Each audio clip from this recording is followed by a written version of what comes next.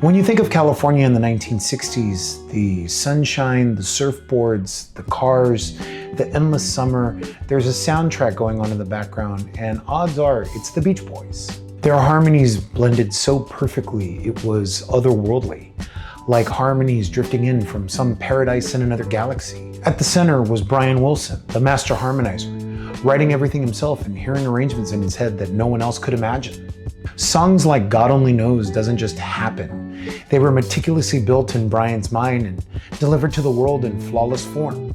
From three brothers singing in a family living room to creating albums that inspired the Beatles themselves, the Beach Boys tell one of the most surprising and influential stories in American music. So let's dive in.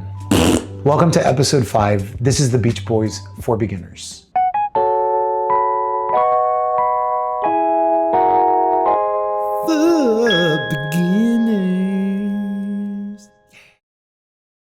The story starts in Hawthorne, California, a quiet suburb of Los Angeles where three brothers, Brian, Carl, and Dennis Wilson, grew up. Their father, Murray Wilson, was a tough but determined man who filled the house with instruments and pushed his sons to sing in perfect harmony. Brian was the oldest, already experimenting with harmonies at the family piano and often roping Carl and Dennis into practice sessions in their living room. Cousin Mike Love lived just down the street, and his sharp presence and energetic voice made him a natural addition. Soon after, a high school friend, Al Jardine, joined in, bringing a folk sensibility to their sound. It wasn't a polished plan, just a group of kids in a living room, blending voices until the sound felt bigger than themselves. Dennis, the only real surfer of the bunch, pushed Brian to write about the waves and the California lifestyle. Out of that suggestion came Surfin, their first single in 1961. What started as a family experiment, brothers, a cousin, a friend, quickly became something larger. Almost overnight, their sound moved from a Hawthorne living room to the radio, and soon the rest of America was hearing the sound of California. Brian Wilson was born in 1942 in Inglewood, California. He was the eldest Wilson brother in the band's creative center.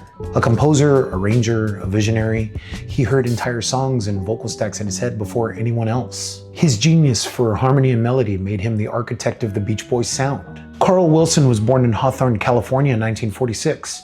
Carl was the youngest brother. His smooth guitar playing and tender lead vocals became the band's quiet strength, often holding things together on stage while Brian led in the studio. Dennis Wilson was born in 1944 in Inglewood, California. Dennis was the middle Wilson brother and the only real surfer of the bunch. His drumming and raw edge gave the band energy and grit, balancing out Brian's perfectionism. Mike Love was born in 1941 in Los Angeles, California. Cousin Mike was the band's frontman in many ways, often delivering sharp nasal leads that gave the band its attitude.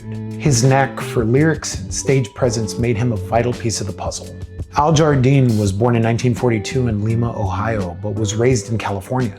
Al added a folk influence and steady musicianship. His clean voice blended seamlessly into the harmonies, and he later contributed some of the band's standout songs. Together, these five voices created a sound no one had heard before.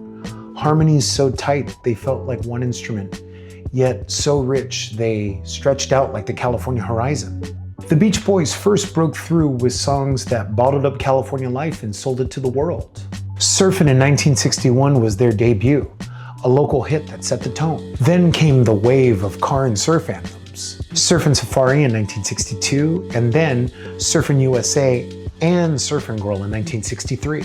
Each one layered those unmistakable harmonies over a simple teenage scene, the beach, the board, the endless summer. But they didn't stop at surfboards. With I Get Around in 1964, they scored their first #1 single, showing they had the energy and ambition to move beyond the sand. That same year, Don't Worry Baby revealed a softer, more emotional side, with Brian Wilson's harmonies turning heartbreak into pure beauty. Then came the masterpiece moments. California Girls in 1965 was a shimmering anthem and redefined pop arrangements.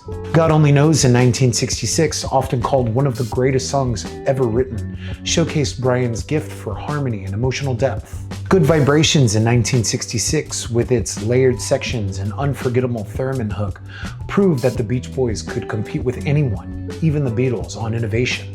The run continued in 1966 with Wouldn't It Be Nice, opening Pet Sounds with pure youthful longing. Heroes and Villains in 1967 was Brian's ambitious attempt at building a pocket symphony. And while the group's golden age eventually faded, they resurfaced with Kokomo in 1988, a breezy hit that topped the charts and proved that the Beach Boys still had a place in pop culture.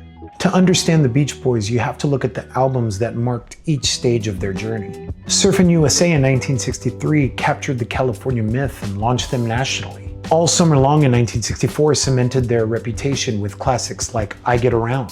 Then came the big leap with Pet Sounds in 1966. Built almost entirely in Brian's mind before it hit tape, it raised the bar for pop music with tracks like Wouldn't It Be Nice and the famous God Only Knows. Brian tried to go further with Smile, the ambitious but unfinished project from 1967. Though it never came together at the time, pieces like Heroes and Villains and Surf's Up hinted at his vision. The 70s brought a different kind of maturity with Sunflower in 1970 and Surf's Up in 1971, where the whole band contributed and proved that they weren't just a surf band. And in 1974, the compilation Endless Summer reignited their popularity, reminding fans old and new of their golden era. Decades later, they returned with That's Why God Made the Radio in 2012, a surprise late career effort that showed those harmonies could still stop you in your tracks. The Beach Boys weren't just a studio band, they were a live phenomenon. In the early 1960s, the harmonies leapt off screen on shows like The Ed Sullivan Show in 1964,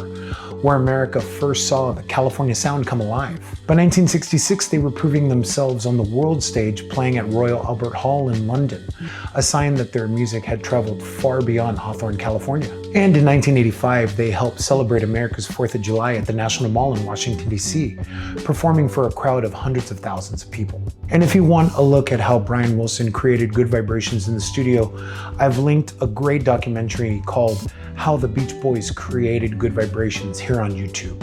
The Beach Boys started as the sound of sunshine and surfboards, but their legacy runs much deeper. They captured the American spirit of the 1960s, the cars, the coast, the sense of freedom, and then they flipped it into some of the most sophisticated pop ever made. Pet Sounds inspired the Beatles to push themselves on Sgt. Pepper's. Generations of artists from Fleetwood Mac to R.E.M. to today's indie scene cite Brian Wilson's harmonies and productions as the blueprint for what's possible in popular music. And their relevancy hasn't faded yet. Their music scores movies, commercials, and playlists every summer. Younger artists rediscover them and find something new. Whether it's the lush production of God Only Knows, or the experimental drive of Good Vibration, or just the pure fun of Surfin U.S.A. Beyond music, the Beach Boys became cultural shorthand for California itself. Even today, when people picture the West Coast, they often hear those voices in the background. It's a harmony that still feels eternal. So that, my friends, is the Beach Boys for beginners. And with that, we've reached the end of the first half of what I'm calling Season 1. 5 bands, 5 legendary names. The Beatles, the Rolling Stones, The Who, Pink Floyd, and now the Beach Boys. Each of them left their mark on music history, and they set the foundation for everything that came after.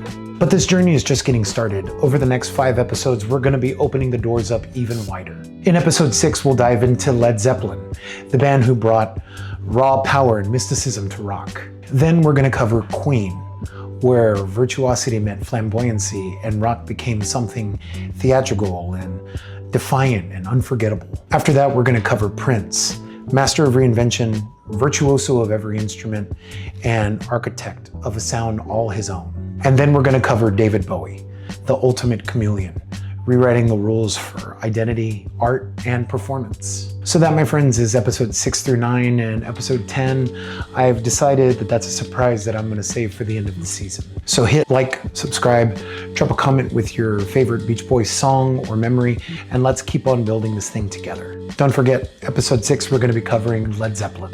Thanks for coming along on this journey with me. We'll see you next time.